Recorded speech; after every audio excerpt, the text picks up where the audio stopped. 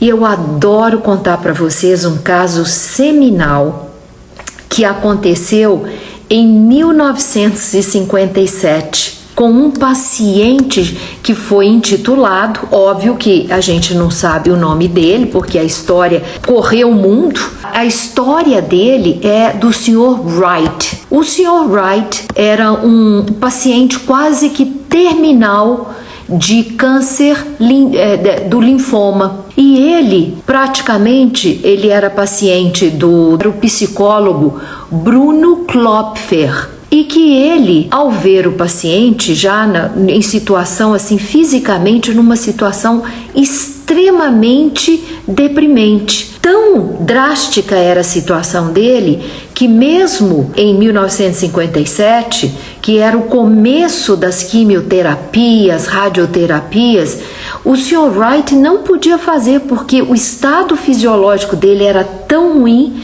que ele nem isso podia fazer. E eis que nessa situação terminal dentro do hospital, o Sr. Wright escuta dentro do próprio hospital que o hospital estava testando uma nova medicação que era uma injeção de Crebiozen, originária dos cavalos. E esse Crebiozen era um soro altamente potente que estava surtindo um grande efeito em pacientes de câncer. Quando o Sr. Wright escuta isso, ele pede encarecidamente ao médico para que ele fosse tomar. O médico, meio a contragosto, porque nessa época, principalmente, eram coisas que surgiam que eram totalmente avessas à medicina. Mas, naquela situação, o médico resolveu aceitar e ele mesmo aplicou o tal do soro de Crebiozen no Sr. Wright. 3 dias se passaram. Ele começou a mostrar pequenas reações, mas na manhã da 3ª semana, o médico entra na sala dele e leva um baita susto, porque aquele homem prostrado,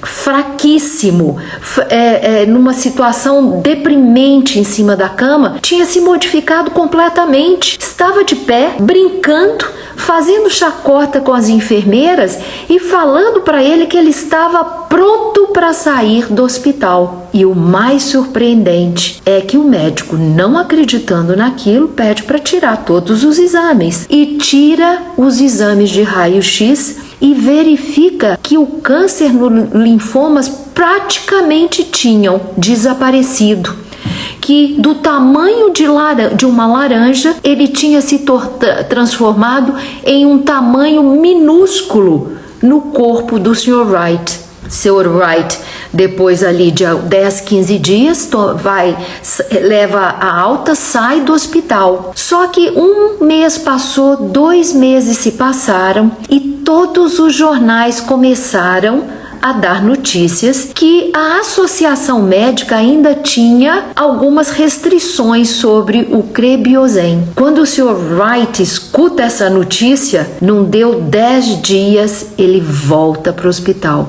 Volta para o hospital novamente numa situação deprimente e com os linfomas ressurgindo. De novo, o Sr. Wright volta para o hospital, só que desta vez o Sr. Wright novamente escuta no hospital a eficácia do Crebiozen e de novo uma melhora, praticamente desaparecem os linfomas, sai do hospital. 3 meses depois, uma notícia derradeira publicada em todos os jornais pela Associação Médica, que o Crebiozen era uma grande farsa e que não ajudava em nada. O Sr.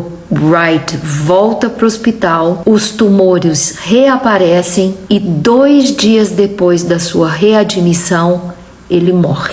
Então esse é um caso surpreendente do poder do placebo, que é o poder da nossa crença. E, gente, quantas vezes a gente escutou nesse Covid-19 crenças de pessoas das mais variadas pensamentos, porque isso daqui que eu tô tomando não serve para nada. Outros falavam, eu não quero tomar a Pfizer, porque a Pfizer, ela dá isso, dá aquilo, os sintomas são negativos.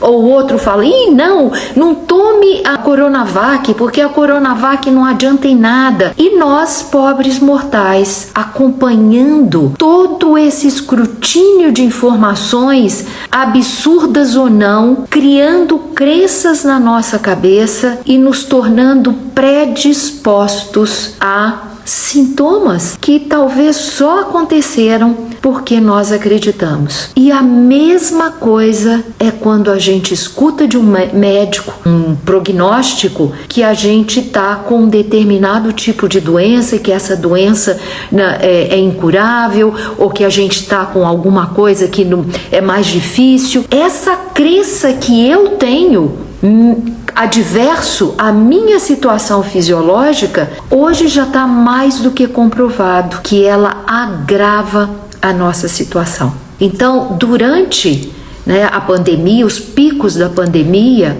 várias pesquisas foram feitas, quase todas elas trazendo para as pessoas que tinham essas crenças mais negativas.